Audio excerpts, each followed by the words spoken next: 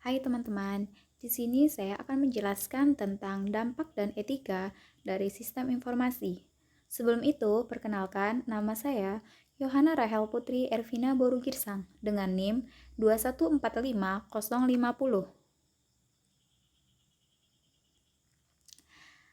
Pemborosan dan kesalahan penggunaan sistem informasi. Pertama, e-waste atau limbah elektronik adalah komponen atau peralatan elektronik yang sudah tidak dipergunakan lagi.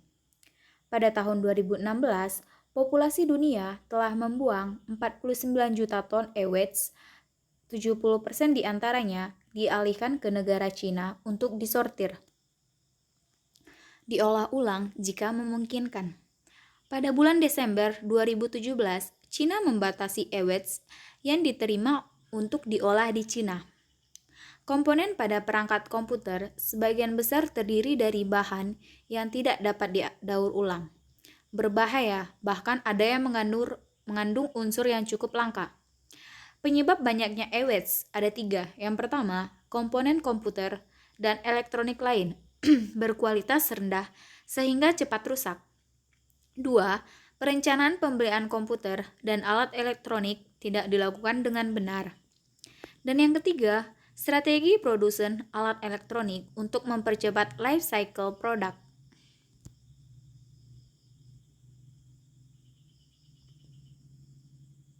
Selanjutnya, kebajikan dan prosedur, penanganan pemborosan dan kesalahan dalam penggunaan sistem informasi.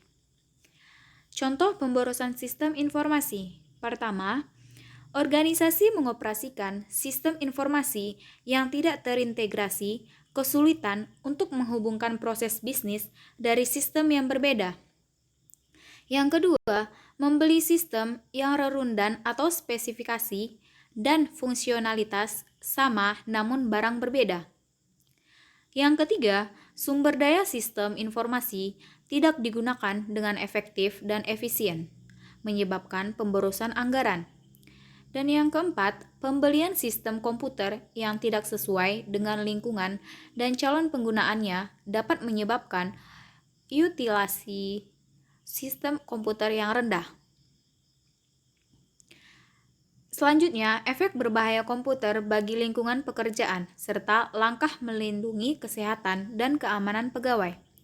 1. Privasi dalam pekerjaan.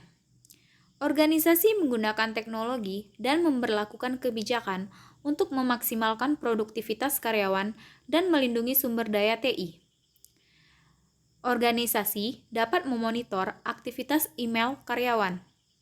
Selanjutnya, banyak organisasi yang secara eksplisit membatasi privasi karyawan yang menggunakan komputer, server, dan email perusahaan. Kedua, privasi dalam internet. Beberapa kegiatan dalam internet yang perlu memprioritaskan privasi. 1. Membeli barang di internet. 2. Mengunjungi website. 3. Menggunakan email. 4. Bijaklah dalam penggunaan media sosial. Dan terakhir, bijaklah untuk memberi akses internet kepada anak untuk menghindari eksploitasi privasi anak dan keamanan keluarga. Ketiga, privasi dalam fitnah internet. Libel atau fitnah dalam internet adalah mempublikasikan pernyataan salah tentang seseorang atau perusahaan yang bertujuan untuk merusak reputasi. Selanjutnya, dapat membuat pesan atau informasi di internet dengan menggunakan nama samaran atau tanpa nama.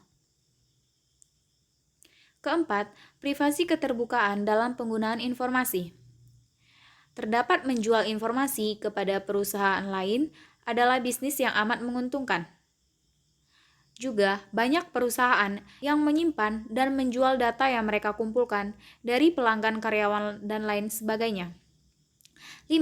Privasi dalam perusahaan. Hampir setiap organisasi menyadari serangan terhadap privasi dapat merusak reputasi, mengurangi pelanggan, mengurangi pendapatan dan keuntungan.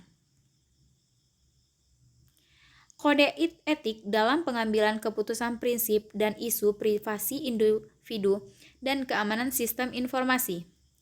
Isu kesehatan. stres dalam pekerjaan, kecemasan akan kehilangan pekerjaan, kurang kontrol dan inkompetensi, peradangan pada saraf yang menghubungkan lengan depan dan telapak tangan. Isu sistem informasi. Isu etik berbicara tentang bagaimana berurusan dengan persepsi benar atau salah. Perkembangan sistem informasi membawa isu baru bagi pengguna, terutama yang berhubungan dengan etik. Profesional dalam bidang sistem informasi sering berhubungan dengan etik dalam pekerjaannya, membangun, implementasi, dan memelihara sistem informasi. Sekian penjelasan dari saya. Terima kasih.